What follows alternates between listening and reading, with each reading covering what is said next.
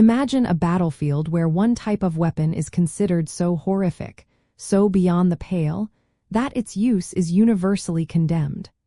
What could make a weapon uniquely banned from all armed conflict, setting it apart from other destructive tools?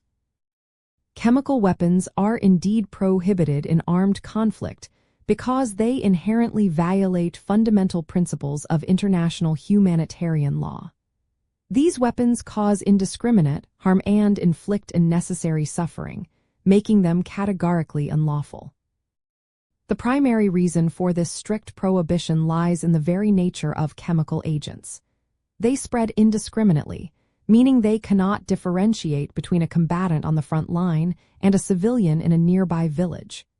They affect everyone in the vicinity, including women, children, and medical personnel, making them inherently unlawful.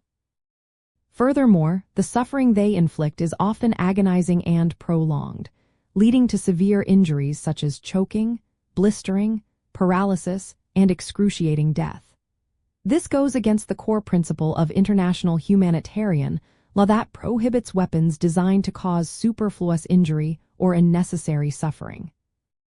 The horrific lessons learned from their widespread use during World War I directly led to the establishment of this global ban, starting with the 1925 Geneva Protocol and later, reinforced by the 1993 Chemical Weapons Convention.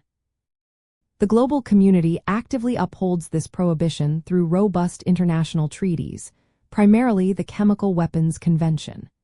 This critical agreement requires states to completely destroy their stockpiles of chemical weapons under international verification and prohibits their development, production, and transfer.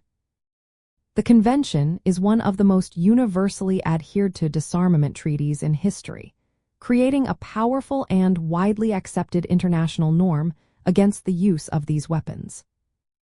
This prohibition is a cornerstone of *jus in bello*, the laws governing the conduct of war, emphasizing that even in the chaos of conflict, there are specific lines that must never be crossed.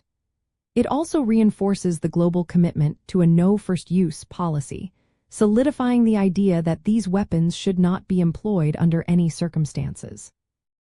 The consistent effort to maintain this ban showcases a collective recognition of humanity's shared vulnerability to such cruel armaments.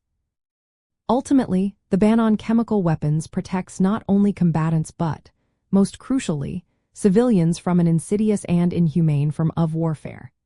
It stands as a powerful testament to humanity's collective decision that some weapons are simply too cruel for use. This reflects a shared commitment to limiting the brutality of armed conflict and upholding essential humanitarian values.